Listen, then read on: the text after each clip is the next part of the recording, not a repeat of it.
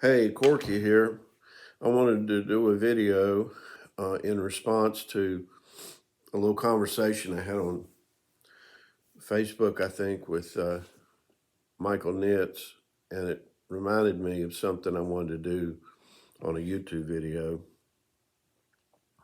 I want to talk about playing guitar in church. Now, most of the young people, I mean, everybody below 40, that is playing in church today have no concept of what I'm going to talk about. They've never had to experience what we have gone through, primarily in the 70s and part of the 80s. And that is the perils of playing guitar in church. Now, the drums were brought into the church primarily by Ralph Carmichael when he did the Tell It Like It Is musical, which is probably late 60s. And that gave a new day for guitar players to play in church. But still, for 2 decades at least, the music that was in church was all keyboard driven or piano driven. Today, when you have to play in church, they're primarily doing music that is guitar driven, and all of the guitar songs for the worship bands are on YouTube and so forth like that. It's easy peasy stuff. But you have no idea what we had to do in the 70s, playing in church, playing guitar in church, and following these piano players. It made us better, but it was very, very painful. So I'm going to talk about 3 things. Number one, I'm going to talk about the cancer in the arm. The second thing I'm going to talk about is dropping the turnaround. And the third thing is going to be play us a song. Okay, so number one, cancer in the arm.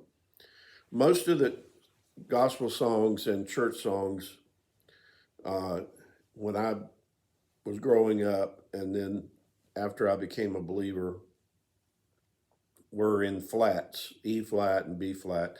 If you're a guitar player, those chords are very, very difficult, especially play bars. So having to play long songs, especially when the people get happy and they're shouting, and you're having to hold down these E flat bar chords like John Lennon played on his Rickenbacker, which would have been much easier.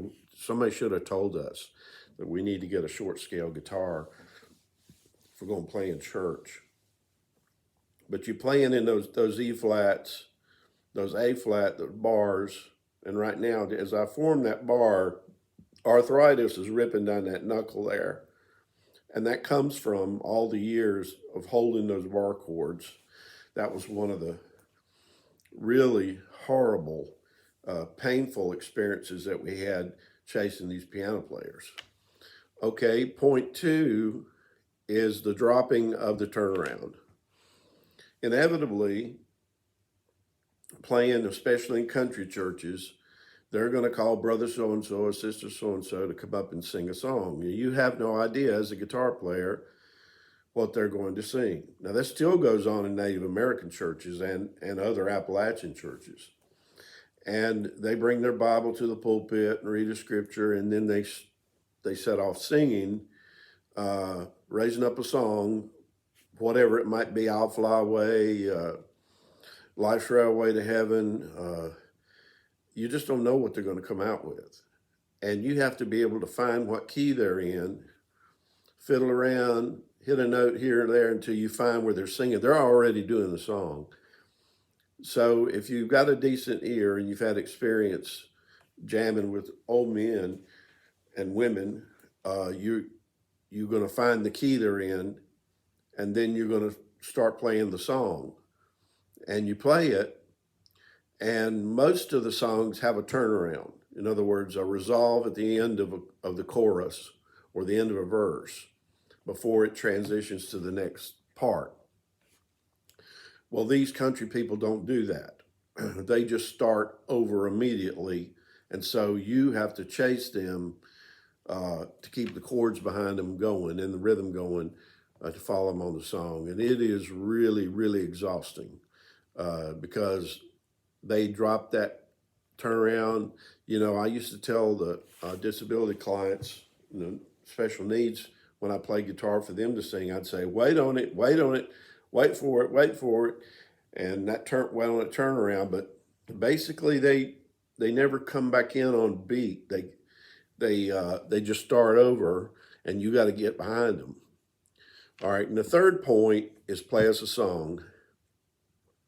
And this was the peril of most of us guitar players. Southern gospel music uh, albums that were recorded by these groups, good groups, like my family group that I married into, you know, it was primarily keyboard emphasis in the songs. And sometimes there was a pedal steel guitar in there. Sometimes there's electric guitar. And a lot of people don't know. A lot of times in Southern gospel, it was Reggie Young on guitar, uh, who ended up, you know, being well known and passed away recently, in recent years. Great guitar player. So those guitars were mixed down in the mix, and he was playing a lot of A flats, B flats. Dottie Rambo wouldn't have written it in a flat, but by the time the music uh, transcribers put it into sheet music, you know, they put it in a flat.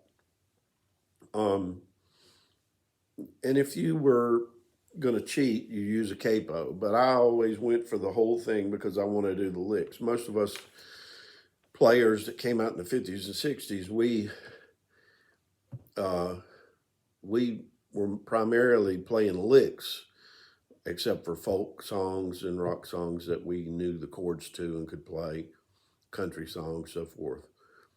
So inevitably, they for an offertory, they'll look at the guitar player and say, "Play I'll Fly Away." So you got to be able to play this song, the rhythm and the melody both.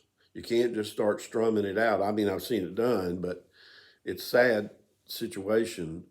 But these are some of the perils of playing guitar in church. So if you did that, I want you to know that I feel your pain. Have a blessed day.